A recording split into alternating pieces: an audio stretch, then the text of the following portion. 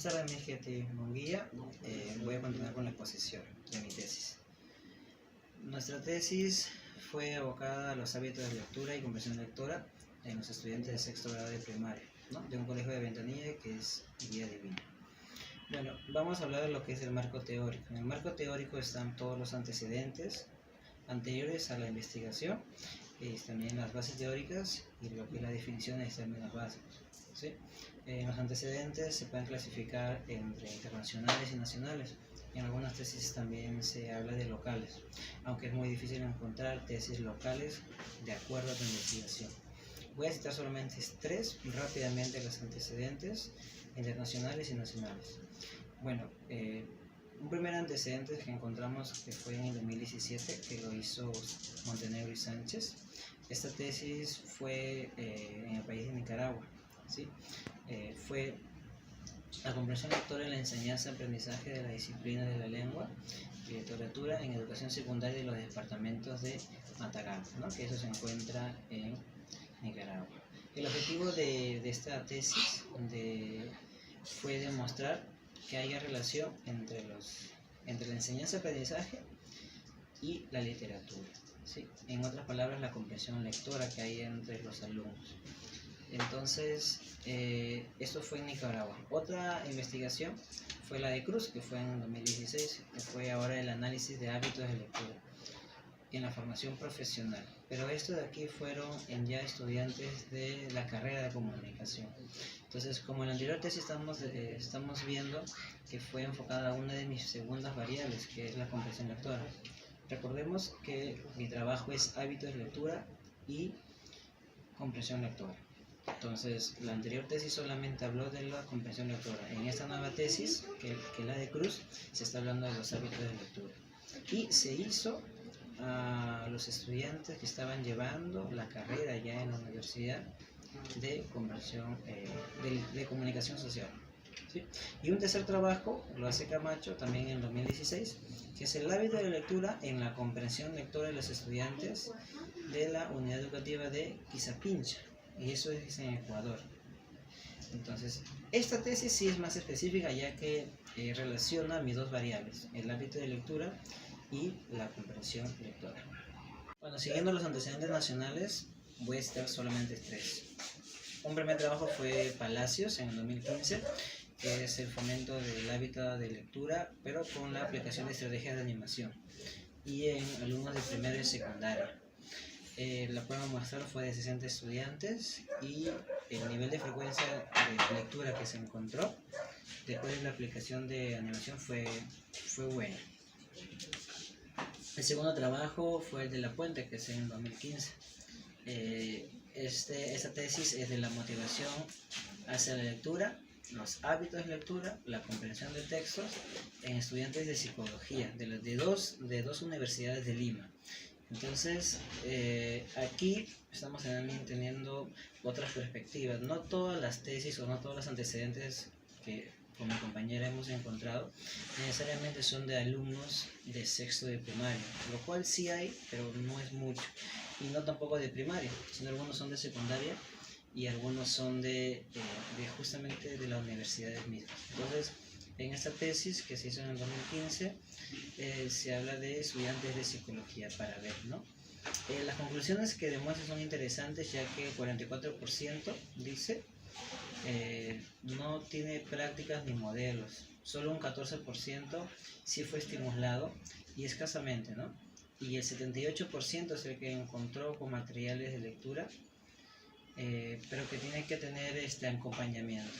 O sea, aquí la motivación en los hábitos de lectura es muy importante. No solamente tener hábitos de lectura bien formados, ya en estudiantes que tienen aproximadamente 18 o 20 años, sino la motivación de las mismas. El tercer trabajo fue a Borja, que lo hizo en el 2012, y este es interesante, ya que en esta tesis sí está enfocado a niños de 6 a 11 años, y para nuestro trabajo es que se hizo la tesis en el distrito de Ventanilla, justamente donde estamos haciendo la investigación.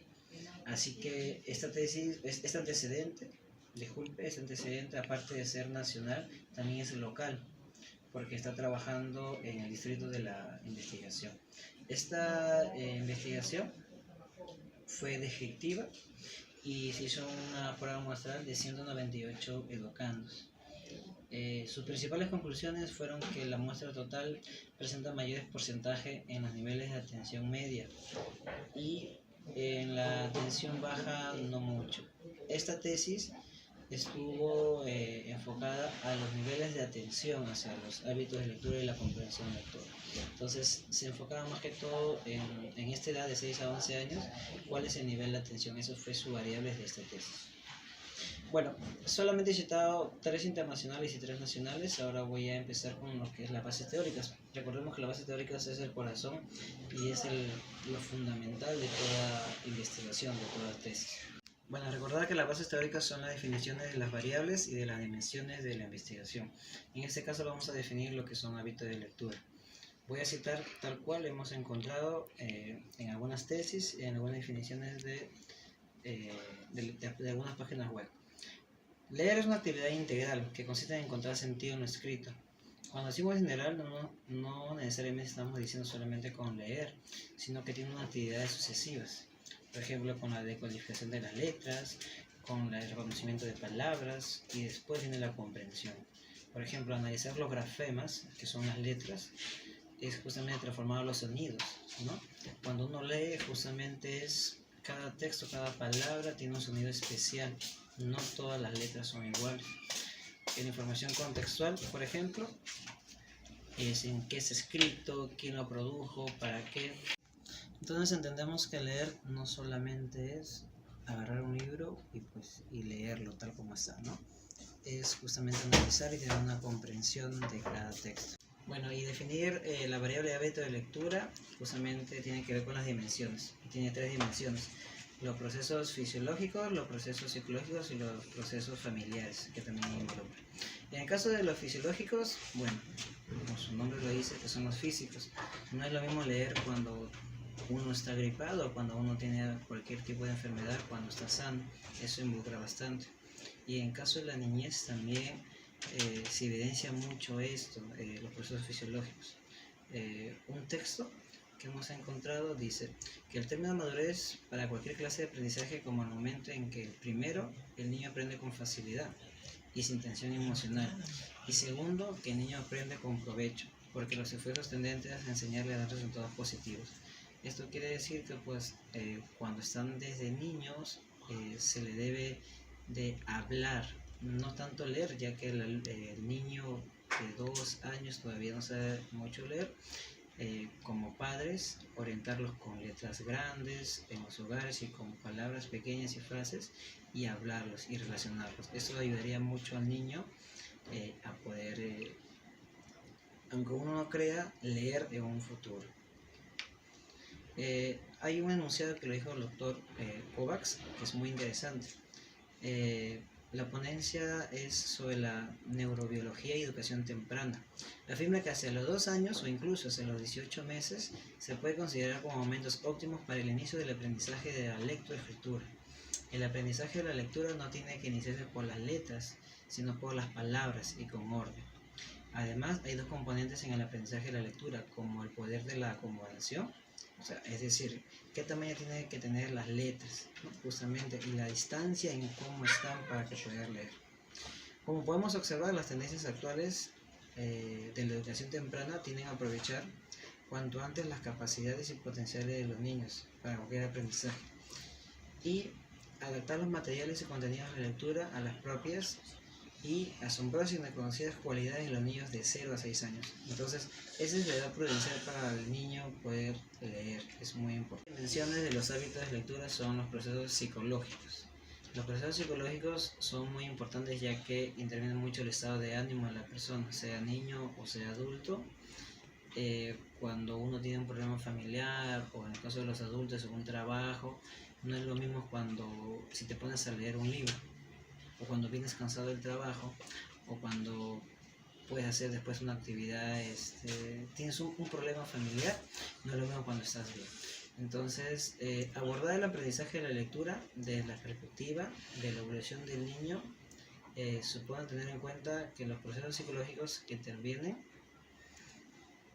intervienen a la hora de leer, y eso es la lectoescritura del aprendizaje. Bueno, en la lectura podemos encontrar 4 procesos psicológicos, ¿sí? Los procesos perceptivos, que es la primera operación que realizamos al leer, que es extraer los signos gráficos para su identificación. En la lectura siempre hay signos, puntos, comas, comillas, y eso tiene una expresión especial. Cuando hay un punto, hay un pare después de un párrafo. Cuando hay comillas, puede ser un título, puede ser una frase especial. Esos son los procesos perceptivos. El procesamiento léxico es llegar al significado a partir de la palabra escrita. Por ejemplo, la palabra internet, yo lo puedo interpretar como modernidad, como globalización, pero para un niño puede ser juegos, para los adolescentes puede ser redes sociales. Entonces cada palabra tiene un significado. El procesamiento sintáctico, que es establecer la relación de las palabras entre sí. Si ya solamente digo internet y digo internet con negocios, puede ser que sea todo el sistema de redes a nivel empresa. Y el procesamiento semántico, que es la extracción del mensaje del texto para integrarlo con los demás conocimientos que se poseen. Entonces, ese último proceso sí es englobar todo el resumen del texto. Se pensaba que si Internet adquiría una serie de habilidades de tipo psicomotor, los aprendizajes básicos, la lectura, la escritura, no podían desarrollarse, o en mejor de los casos pueden presentar dificultades en aspecto motor. Pero ya durante la última época se han diseñado una serie de ejercicios de psicomotricidad, lateralidad, esquema corporal, etc. Esos de aquí ayudan mucho para lo que se crea al final los hábitos de lectura.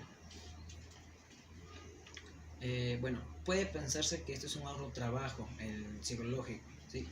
Sobre todo con niños de 10 a 12 años. Pero sin embargo, antes de empezar la educación primaria, pues eran unas habilidades cognitivas. Cada niño ya tiene habilidades cognitivas para poder leer o para poder que se cree una habilidad de lectura.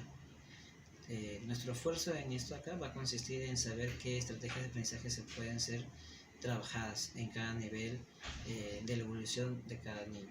Entonces, esto es lo que tiene que ver los procesos psicológicos, ¿sí? Son los procesos que desde niños se ve. Justamente eso se ve mucho en lo que es pediatría, para ver cómo es la inteligencia de cada niño. No necesariamente un test recién cuando uno sale de secundaria, sino desde niños, si el niño tiene habilidades ya psicomotoras para poder para crear un hábito de lectura. Bueno, hasta aquí es la exposición. En el siguiente video mi compañera va a explicar los procesos, los hábitos de lecturas y los procesos, lo que tiene que ver con familia. Eso también es parte importante, ya que la familia juega un papel muy fundamental a la hora de crear hábitos de lectura. Luego va a seguir con las variables de la comprensión lectora y sus dimensiones, y por último unas definiciones de términos básicos que estamos adquiriendo. Bueno, Miss, muchas gracias por su tiempo, su comprensión, y disculpe la tardanza del video mandado.